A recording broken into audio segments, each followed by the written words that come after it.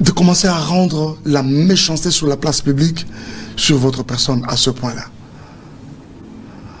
Donc, on appelle que même public est tombé dans la manipulation mais à haut niveau. Je me rappelle, j'étais aux États-Unis en ce temps-là. Oui. Et tout de suite après, je me suis réfugié dans une retraite. C'était des insultes. Même les personnes qui aimaient Mike, je les avais sentis se refroidir. C'était des insultes à gauche, à droite. Et aussi, d'une part, on n'a pas arrêté de dire sataniste, ou les satanistes. Vous voyez un peu ça. J'ai dit, mais c'est quoi cette histoire? On a fait des affiches de vous. On va placer avec des cornes. Il y en avait d'autres où j'étais converti en boxeur. En boxeur. Mike Tyson. Mike Tyson, oui. C'est mon nom, Mike Tyson. Donc, vous voyez ça? Donc, j'ai dit, mais c'est quand même trop. C'est quand même trop. Pendant que la chair veut fonctionner, Watson, qui toi? Je me rappelle très bien, j'ai dormi. À même le sol, bien sûr, vous savez, nos maisons aux États-Unis, il y a des moquettes. Je dormais à même le sol, mais sur cette moquette. Pendant cette période-là? Pendant cette période-là. C'était une accusation que vous étiez en train de faire? C'était quoi? Une accusation? Non, pas une accusation. Vous voyez, même quand Élie pouvait sentir que c'était dur, le Seigneur lui a dit, va là-bas, au torrent de Kérit, va, cache-toi d'abord. Vous voyez ça? C'était très important que de faire ce repli-là spirituellement. C'était très important. Même le Christ lui-même, ça pouvait arriver à un moment, non, à se réfugier dans nous. Merci. Vous voyez? Donc c'est ce qu'exactement je fais en ce temps-là. Et là, je suis sorti avec la phrase qui m'a tenu pendant toute cette période-là. Où le Seigneur m'a parlé moi-même personnellement. Il m'a dit, Mike, ne parle pas. Mais au sein la première sortie médiatique, même de Gonanga Pero Loire Benganga Yo Solagana Pasteur Yebisaye Allobate. Vous avez fait une première sortie médiatique que beaucoup de gens n'avaient pas trouvé bien. Et la deuxième, je vous ai même moi-même, non, avec Marius, c'était la deuxième où je vous ai même moi-même écrit. J'ai dit félicitations. Non, mais en fait, je croyais que là, première, Ezalaki au Saraga vidéo. C'était d'une minute, maximum deux, où je ne m'attardais pas sur la situation. Par contre, je voulais parler un peu aux femmes. Vous voyez, les mamans du monde, beaucoup plus les Congolaises, s'étaient senties un peu comme indignées par la personne de Mike Alamai. Je pense que c'était quand même important de m'adresser aux femmes, leur dire, n'oubliez pas que je suis votre fils. Je suis ce produit de l'église du Congo. Beaucoup d'entre vous m'ont vu naître. Beaucoup d'entre vous peuvent retracer ma carrière. Vous me connaissez. Vous avez un peu une idée de quel genre de monsieur je peux être. Moi, je ne suis pas violent, excusez-moi. Donc, arrêtez de penser que qu'il y en a combien, ou depuis quand je deviens comme ça. Alors, c'est un message aux femmes. Mais c'est vrai que pour plusieurs avaient pris cela comme une sorte de réplique. Et comme ça, je ne répliquais vraiment rien. Et même tout de suite après, par respect pour Marius Munga, qui est votre confrère, un frère à moi que je respecte et que j'aime beaucoup, quand il m'appelait, la première fois, ça n'a pas été, la deuxième, la troisième, finalement, je me dis, bon, je suis à Washington, je séjourne à Washington en ce temps-là, et lui, il est à Washington. Je dis, viens, on se voit, on va parler. Et pour lui, c'était une occasion où j'allais éclater. Merci. Je lui ai dit non. J'ai une parole qui me tient. Mike, ne parle pas, tais-toi. Garde silence. Merci beaucoup. Et ce que j'essaie de faire pendant tout ça. J'ai une question à ce niveau-là. Plusieurs chaînes de Lumbashi, de Kinshasa, même de Kolosi, ont diffusé cette émission-là. Et c'est vous qui étiez derrière ces gens-là, vous les avez appelés pour qu'ils diffusent, parce que vous étiez sûr que ce que vous aviez dit était acceptable dans l'opinion. Bon, je me disais acceptable ou pas, j'avais quand même besoin de m'adresser comme ça aux femmes, comme je te le disais tout à l'heure. Vous parlez de quelle? La première ou la deuxième avec notre confrère Marius. Justement, je sais que ça pouvait être suivi de tout le monde. Et toutefois que Marius a tenté de m'amener dans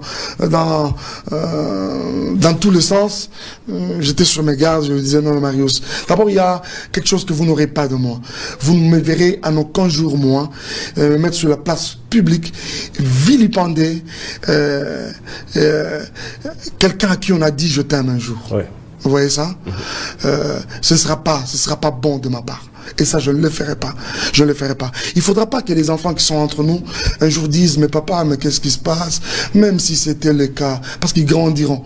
Ils grandiront, ils connaîtront la vérité, mais la grande des vérités.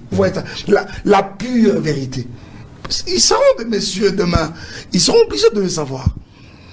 Il ne faudra pas qu'un jour, ils se retournent contre moi pour dire non, papa, même si c'était le cas, je ne pouvais pas faire ça. Vous avez toujours dit ça. Je ne pouvais pas dire ça. Vous avez un amour pour vos enfants. Mais c'est la plus grande de mes performances, mon ami. Mais attends, mais au bout de l'Inga Shadei, par exemple, avec Zion, mais il va me rester rien. Mais il paraît que vous pouvez faire même 2 ans, une année sans se voir avec. Mais attends, est-ce que je le veux? Est-ce que je le veux? Est-ce que ça dépend de moi? Ça dépend de moi, Watson, tu penses? Merci, on passe. Voilà. Pasteur, dans ces moments-là de tumulte, l'Église est en train d'accroître. C'est quoi le message de Dieu? Mon frère, excusez-moi, tu m'as amené dans un terrain où je commence à ressentir beaucoup d'émotions. Ça, je n'ai jamais compris ça.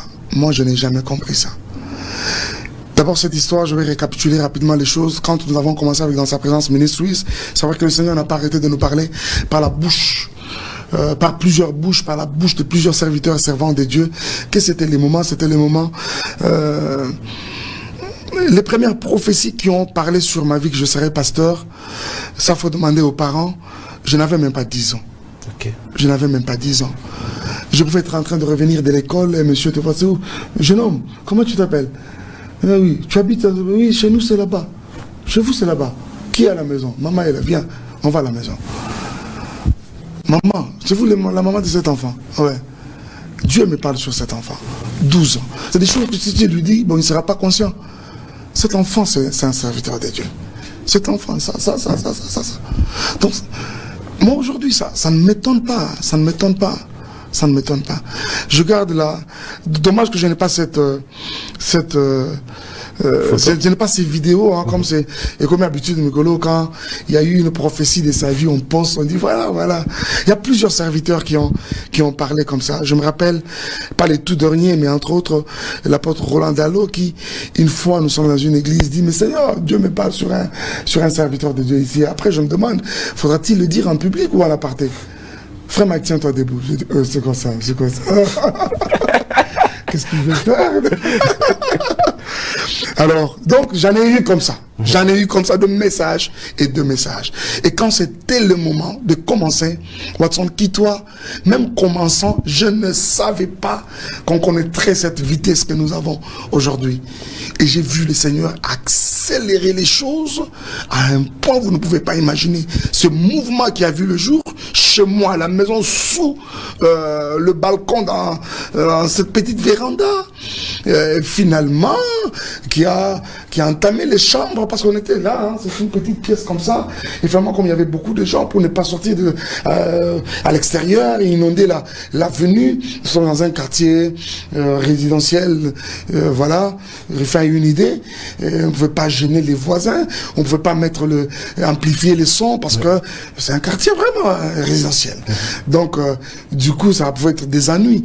Donc, on ouvrait les chambres maintenant, c'est des gens qui allaient là-bas dans des salles, jusqu'à ce qu'un jour, le Seigneur m'a déplacé, au fait. J'ai toujours cru que c'est comme ça que ça se fait. Le Seigneur m'a déplacé. Je ramenais un pasteur, un ami qui est pasteur, qui voyageait au fait, qui quittait le Lubumbashi pour la province, mais il vit à l'extérieur. Je l'amenais à l'aéroport. Et quand je reviens, comme je n'étais pas là, et j'ai trouvé que c'était, le portail était ouvert, les gens débordaient. Moi, j'ai dit, mais arrêtez, ne faites pas ça. Et puis, nous avons connu, dans la suite, une tracasserie de la maison communale, chose qui était aussi normale. Le département de l'environnement, voilà, tapage et consorts. Cette petite persécution nous a amené à chercher une salle. Donc, nous a amené à chercher une salle. Cherchant les salles, c'était pas facile. 2 mois après, on va tomber sur une salle à Isangi. On dit, bon, on commence quand même. On commence au bout de quelques temps. Le Seigneur nous bénit avec un cadre qui nous est propre, et nous sommes en train d'y travailler, et très bientôt nous délocaliserons l'église vers chez nous. Mais avant cela, le Seigneur permet que nous connaissions encore un moment de transition là où nous sommes actuellement, sur le rond-point Willery. J'avais pas de nous mettre au large. J'avais une question là, sur là où vous êtes parti sur Willery. Ça fait que les gens ont encore augmenté. Justement, là où vous étiez. Je n'ai pas arrêté de le dire dans mes prédications. Je disais aux amis à l'église que notre barrière, notre blocage, maintenant, c'est le cadre dans lequel nous sommes. Ça constitue un blocage. Ouais. Je sentais qu'il fallait absolument sortir, soit aller chez nous, mais comme nous n'étions pas encore prêts, nous ne sommes pas encore prêts pour finalement abriter l'église, là-bas, recevoir l'église. Nous sommes en train d'y travailler. Merci. Nous sommes dans la phase de la construction, justement. Alors, nous sommes allés là-bas, je me disais, c'est un tremplin où le Seigneur sera en train de nous préparer, faire en sorte que nous partions chez nous vraiment une église assise. C'est encore trop tôt que je pose cette question, mais je dois quand même la poser. Est-ce que vous travaillez à ce que l'église soit, ait aussi des communautés, soit une communauté quand même représentative, c'est-à-dire ça peut se retrouver partout, sans ou avec Mike Kalamba, et l'église peut exister. Absolument, c'est ce qui essaie déjà de se faire, mais nous ne sommes pas encore à ce niveau-là. Je vais répondre rapidement. La vision que le Seigneur nous a donnée, nous sommes une communauté, nous ne sommes pas un ministère, nous sommes une église, nous sommes le centre évangélique d'adoration et d'édification dans sa présence ministrieuse. Vous voyez ça. Alors, tout de suite après, c'est des appels qui naissaient, qui pleuvaient, je vais me dire, de part et d'autre, de nos différentes provinces, même de l'extérieur, aux États-Unis par exemple. Et je vois déjà Rifembe être consacré. Pasteur Rifembe. Nous voulons ouvrir une extension, parce que nous existons depuis un temps, mais nous voulons nous faire parrainer, nous voulons faire partie de la communauté, ainsi de suite. Mais ce n'est pas cela que le Seigneur m'avait mis à cœur, pour ne pas dire m'a parlé, m'avait mis à cœur. J'aurais voulu que je donne l'impulsion